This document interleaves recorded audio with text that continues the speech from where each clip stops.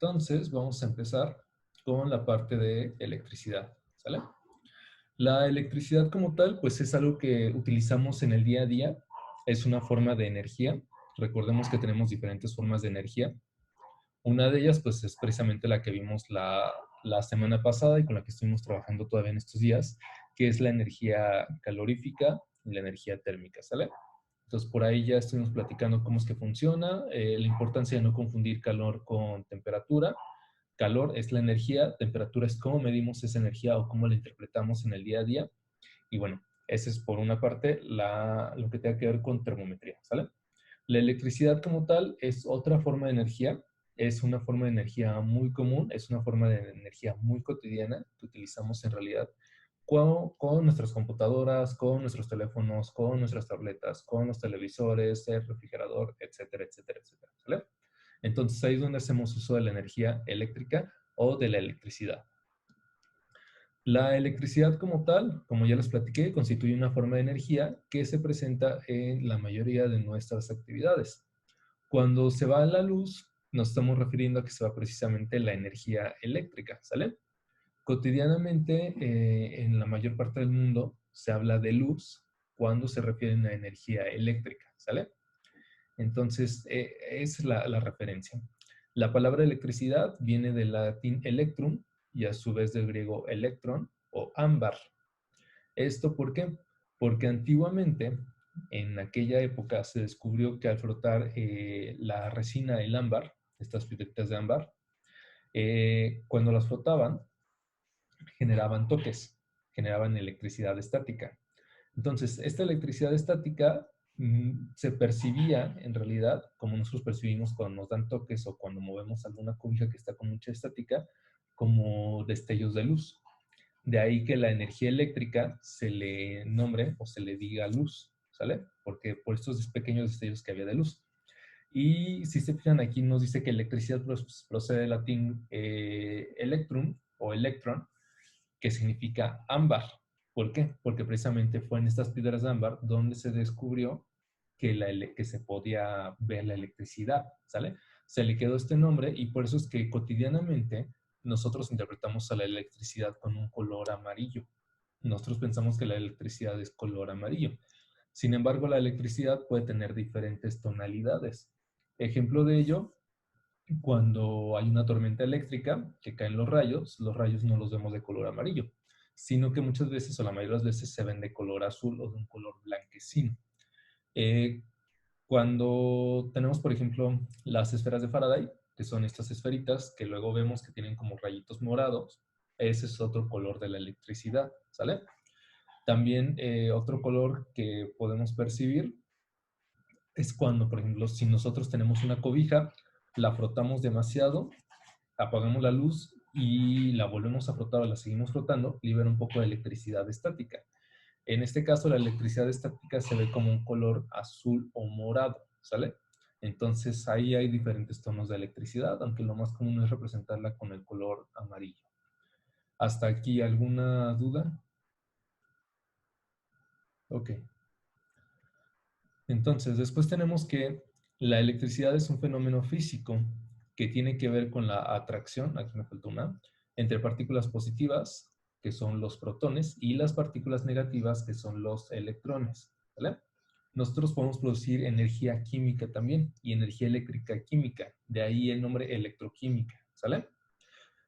Nos dice que normalmente un cuerpo posee cargas en estado neutro, pero al recibir un estímulo puede adquirir una carga eléctrica.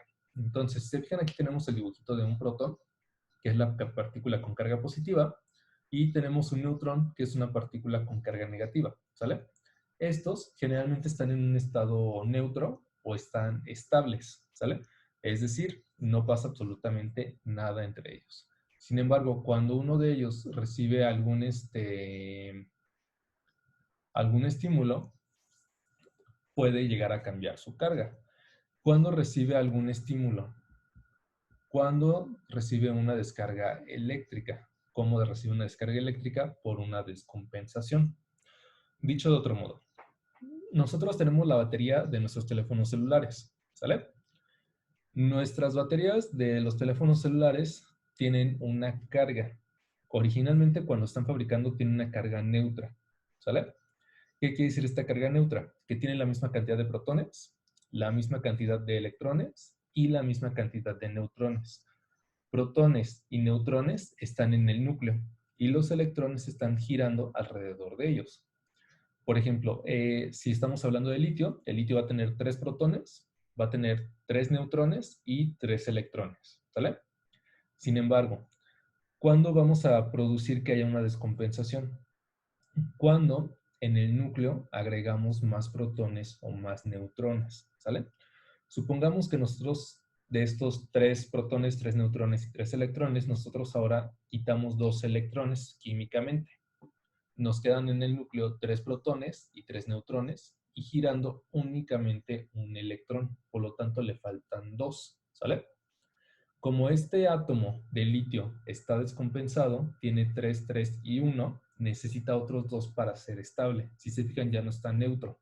Entonces, para lograr esa neutralidad, ¿qué es lo que va a hacer? Va a intentar atraer 2 electrones para estabilizarse. ¿Y de qué forma lo va a hacer? Cuando nosotros transformamos todo este litio en una batería, tenemos protones, neutrones de litio que están descompensados. Si nosotros lo enchufamos a la energía eléctrica, va a jalar estos 2 electrones. De esta forma, el litio ahora ya tiene 3 protones, 3 neutrones y 3 electrones. Está estable. Pero los 2 electrones que tiene aquí son prestados. ¿Por qué? Cuando nosotros encendemos el teléfono, estos 2 electrones salen disparados para generar energía eléctrica. Y otra vez está descompensado. De ahí que la batería se descarga. Si nosotros lo enchufamos nuevamente a la energía, ¿qué es lo que va a pasar? Va a jalar otra vez 2 electrones y se va a recargar la batería. Si lo seguimos utilizando, va a perderlos otra vez y así sucesivamente. Va a llegar un punto en el que la batería se va a desgastar tanto y este litio ya no va a ser capaz de jalar los 2 electrones que le faltan. Es cuando las baterías pierden su capacidad eléctrica. Hasta aquí, ¿dudas o algo que no haya quedado claro? Entonces, seguimos. Ahora, para que haya una interacción entre cargas, debemos de considerar lo siguiente. Siempre va a haber una ley o algo que nos rige o que rige estas cargas, ¿sale? Si se fijan, tenemos aquí esta tablita que nos dice que protón más protón se van a repeler, es decir, cargas positivas con cargas positivas se repelen. Lo dice electrón con electrón. Electrón con electrón son cargas negativas. Cargas negativas con cargas negativas se repelen, ¿sale? Y finalmente nos dice protón más electrón, es decir, una positiva y una negativa, se van a atraer. Polos opuestos se atraen. Polos iguales se repelen, ¿sale?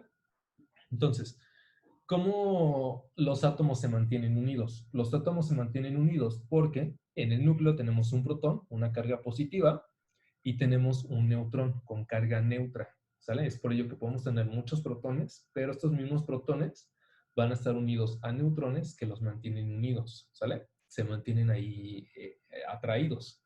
Y finalmente, si nosotros tenemos protón más neutrón, más electrón, perdón, se atraen.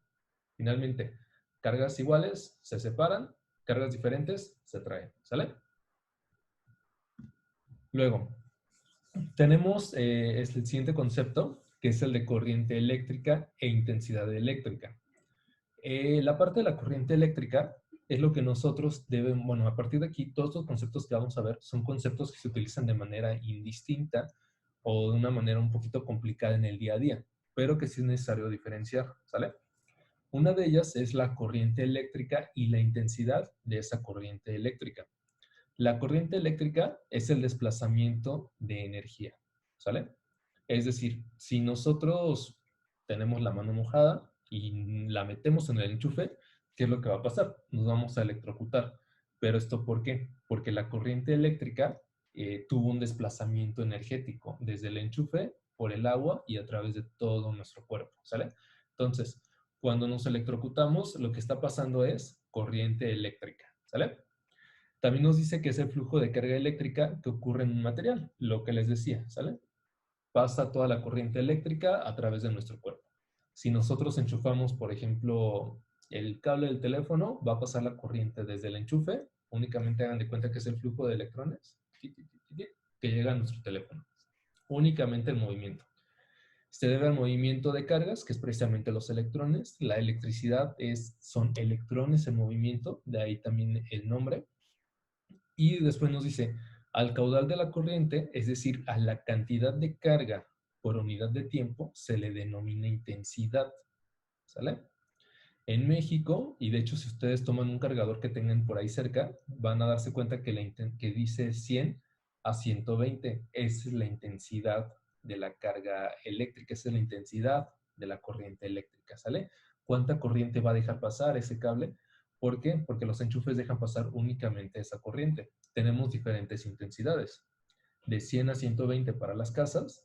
La otra corriente es de 220, si no me equivoco, que es para pequeños negocios. Y después sigue la de 350, si no me equivoco, y 440. Si ustedes se fijan en los cables que están en los postes de la calle, hay 4 cables. La línea de 120, la de 220, la de 350 creo, no estoy seguro de esta, y la de 440. La de 440 es el caudal que lleva más corriente eléctrica. Y este caudal tan grande se utiliza principalmente en la industria, ¿sale? Es para industrias que utilizan maquinaria muy grande. Después nos dice que esta intensidad se expresa en colombios por segundo, ¿sale? Es decir, esta es la unidad como estándar, aunque la más cotidiana y la más aceptada es el amperio, ¿sale? Cuando hablamos entonces de que tenemos una intensidad, la vamos a expresar en amperios. Si ustedes se fijan, por ejemplo, en sus cargadores, tiene amperios por segundo o tiene miliamperios por segundos. Quiere decir que va a permitir que la corriente, por ejemplo, es de 120, imaginen que son 120 electrones por segundo, pero, por ejemplo, en el cargador dice 2.1 amperios por minuto, ¿no? Supongamos, una cosa así, que no es eso. Quiere decir que de todos los electrones que vienen, únicamente el cargador va a dejar pasar 2 electrones por minuto para que el teléfono no explote, ¿sale? Y finalmente nos dice que una corriente produce a su vez un campo magnético que se puede aprovechar en electroimán. La mayoría de nuestros cargadores, si se fijan ustedes, en tiene esta pancita, ¿sale? Dentro de esta sección del cargador tenemos un electroimán. ¿Qué es lo que pasa con este electroimán? Lo que hace es neutralizar las cargas, porque si no las neutraliza, se va a sobrecalentar el teléfono y lo va a sobrecargar de energía. Casi todos los cargadores tienen electroimán.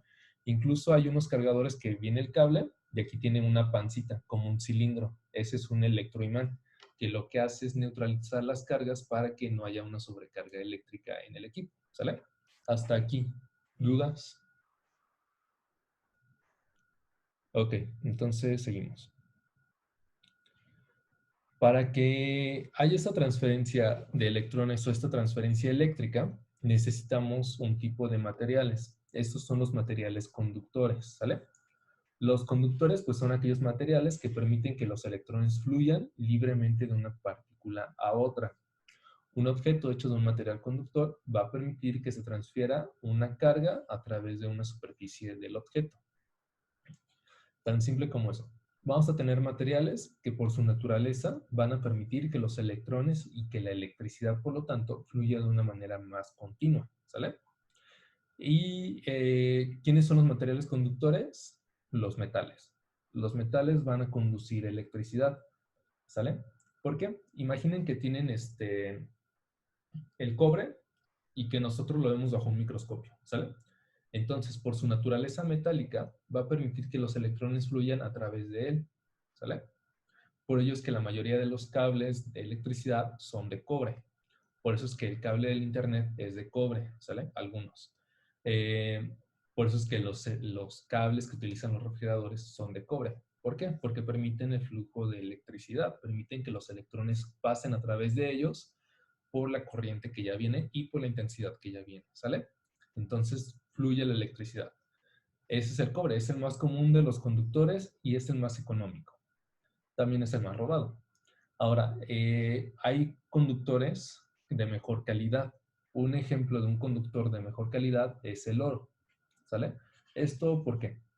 Porque cuando la electricidad pasa a través del cobre, lo va desgastando. Si ustedes alguna vez han visto un cable eléctrico ya muy viejo de cobre, se fijan, el cobre se ve ya viejo, se ve como quemado, se ve muy desgastado. ¿Por qué? Porque se va desgastando, se va acabando. El oro no le pasa eso. El oro, hagan de cuenta que es una carretera que está recién pavimentada, que está súper suavecita y que todo se le resbala, ¿sale? Entonces pasa la electricidad y no le hace absolutamente nada al oro. Hay todavía mejores conductores, como pueden ser, por ejemplo, el platino. Los diamantes también por su estructura que tienen son mejores conductores, pero eso ya son otro tipo de materiales que se les llama superconductores, ¿sale? Ahora, otro material conductor es el agua, ¿sale? El agua, si se fijan, no es un metal. De hecho, el agua en su composición tiene hidrógeno y oxígeno. Si se acuerdan de sus clases de química, el hidrógeno es un gas y el oxígeno también, pero cuando se juntan forman un estado líquido. ¿Esto por qué? El hidrógeno es el más raro de todos los elementos que existen, ¿sale? Es muy, muy, muy raro. ¿Por qué? Porque se adapta a diferentes situaciones.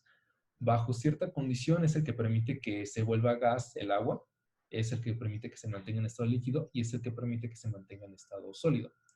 A su vez también el hidrógeno, bajo ciertas condiciones muy, muy raras, se han hecho estudios de que puede alcanzar un estado metálico, es decir, que se puede comportar como si fuera un metal. Ese es como un dato curioso. Sin embargo, la verdadera razón por la que el agua es un conductor es porque el agua tiene mucha sal y no únicamente sal de mesa, sino que tiene sodio, que se fijan, han dicho, agua baja en sodio, ¿no? O por ejemplo, el agua de mar también tiene mucho cloruro, tiene mucho sodio, tiene un poquito de hierro, potasio y demás minerales, ¿sale? Entonces, todos estos minerales están dispersos en el agua y por eso cuando pasa una corriente eléctrica, fluye a través del agua, ¿sale? Por eso cuando tocamos un enchufe con las manos mojadas, pasa inmediatamente a la corriente eléctrica.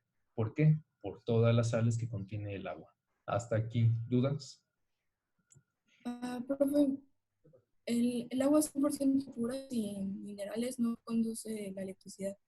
Sí. Exactamente. Cuando tenemos agua que es completamente pura, no conduce electricidad. Existen diferentes tipos de agua, como ya Sam lo mencionó. Tenemos el agua pura de casa, que en realidad no es tan pura, porque si fuera completamente pura no tendría ningún tipo de sal, y si no tuviera ningún tipo de sal nos haría daño. ¿Esto por qué? Porque las sales dentro del agua permiten que se pegue al intestino y de esa forma la podamos absorber nutrientes. Sin embargo, el agua completamente pura no tiene sales y por lo tanto cuando la ingerimos nos puede dar diarrea, porque no hay una forma de que esa agua se adhiera al intestino. Esta agua completamente pura sí existe, puede ser, existen diferentes niveles. En el laboratorio tenemos el agua destilada, que es un agua que todavía tiene sales. Tenemos el agua desionizada, que el agua desionizada en realidad ya debe tener muy poca cantidad de sal. Y después tenemos dos tipos de agua diferentes, que es el agua tipo 1 y tipo 2. Estas dos aguas ya pasaron por un proceso de filtrado muy excesivo, muy extensivo, y que se encargó de retirar la mayoría de las sales, ¿sale? Entonces, este tipo de aguas son las más puras y se utilizan, pues sí, en laboratorios, ¿sale? Son aguas que realmente ya no tienen sales y que por lo tanto van a tener una muy baja o nula conductividad eléctrica, ¿sale? ¿Hasta aquí alguna otra duda, comentario? Ok, seguimos. Después tenemos lo contrario a los materiales conductores, que son los materiales aislantes, ¿sale? Los materiales aislantes son los que no permiten precisamente el libre flujo de electrones de un átomo a otro átomo, ¿sale? O de molécula a molécula. Si la carga se transfiere a un aislante, en un lugar determinado, el exceso de carga permanecerá en la posición inicial de la carga. ¿Qué quiere decir esto? Que si nosotros utilizamos cualquiera de estos materiales aislantes, la electricidad no va a fluir, sino que podemos decir que va a quedar atrapada. El ejemplo que les ponía de las esferas estas que venden luego en el mercado, en los tianguis, en las ferias, que tienen los rayitos morados, las esferas Faraday, lo que hacen es que precisamente el vidrio no permite que la electricidad escape. No hay forma de que esa electricidad sea conducida, ¿sale? No hay forma de que se traslade. ¿Por qué? Por el diseño del material, lo repele. Otro ejemplo de material aislante es la madera, la porcelana, el plástico y el hilo. Particularmente con el hilo y con la madera no conducen la electricidad, sino que la retienen.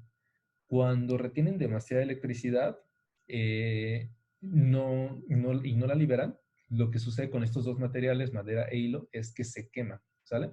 Es por ello que generalmente cuando cae un rayo sobre un árbol, el árbol se quema, porque no permite que la electricidad pase, sino que la almacena, se quema y la electricidad sigue su camino a tierra, ¿sale? Ese es un dato importante, la electricidad siempre va a buscar la tierra. ¿Por qué? Porque la tierra está llena de minerales que la van a conducir, ¿sale? Entonces, ¿dudas hasta aquí? Ok, seguimos. Después tenemos otros conceptos importantes, que son los que la mayoría de las veces confundimos. Uno de ellos es el voltaje, ¿sale? El voltaje como tal es una magnitud física con la cual podemos medir o cuantificar la diferencia de potencial eléctrico o la tensión eléctrica entre dos puntos. Vamos a decir de alguna forma que es la presión que se ejerce para que se entregue la energía. Entonces, imaginemos que tenemos una batería y que esta batería tiene 1.5 volts. Se refiere a que cuando nosotros la conectemos a un equipo, por ejemplo, un control remoto, el control no va a tener nada de energía. La batería tiene 1.5 voltios. Entonces, está ejerciendo presión para que la energía salga. Cuando la conectamos, va a ser más la presión de la batería que tiene contenida esta energía que la va a liberar y por lo tanto va a hacer funcionar el control remoto, ¿sale? Esa es una manera un poquito sencilla de explicarlo. Otro ejemplo, por ejemplo, si nosotros conectamos algo al enchufe eléctrico, hay cierto voltaje. Entonces, si ese voltaje es de 110, es una presión que está ejerciendo el enchufe para que la energía salga y fluya a través del cable, ¿sale? Ese es el voltaje. ¿Dudas con esto? Ok. Después tenemos la resistencia. La resistencia es lo contrario al voltaje, ¿sale? Es una magnitud que mide la dificultad con la que un conductor conduce la corriente. Todos los conductores eléctricos se oponen al paso de la corriente eléctrica o en mayor o en menor medida, que era lo que les decía. El cobre permite que fluya la electricidad, pero el oro va a permitir que fluya mejor, ¿sale? Va a tener un mejor paso de electricidad. Y la medida de la resistencia es el ohmio, que es este de aquí. Se representa con la letra omega. Una resistencia eléctrica, pues es precisamente eso, la fuerza que se opone a que pase la electricidad. Generalmente, la mayoría de los aparatos eléctricos o electrónicos tienen estas cositas de aquí, que son resistencias. Están hechas generalmente de cerámica y de algunos cristales para evitar que la electricidad fluya libremente y los equipos se quemen, ¿sale? Entonces, eso. ¿Dudas? Ok. Después tenemos lo que es la potencia. Y la potencia es la energía que pasa por una unidad de tiempo. Esta se mide en watts, ¿sale? Cuando nosotros hablamos de watts o de kilowatts, estamos midiendo la energía que pasa en cierto tiempo, ¿sale? No confundir con amperaje, que es ya, como ya vimos, es algo muy específico de la corriente, ¿sale?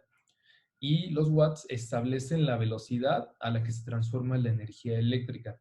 Es decir, por ejemplo, si ustedes se fijan en su recibo, dice que consumimos 100 kilowatts por mes, ¿sale? Pero también este se mide en horas. Por ejemplo, un watt o un watt y un vatio es lo mismo, lo que cambia es la traducción. Vatio es en español, watt es en inglés. Y nos dice un vatio por hora. Quiere decir que viene la corriente con cierto voltaje, con cierta intensidad, y cuando llega a nuestras casas, todo esto se va a transformar en un vatio por hora. ¿Sale? Quiere decir que únicamente está conectado al refrigerador y que de toda la energía que está llegando por el cableado, únicamente está dejando pasar una pequeña fracción en una hora que estamos transformando nosotros en energía calorífica o en energía de extracción o en energía lumínica. ¿Sale?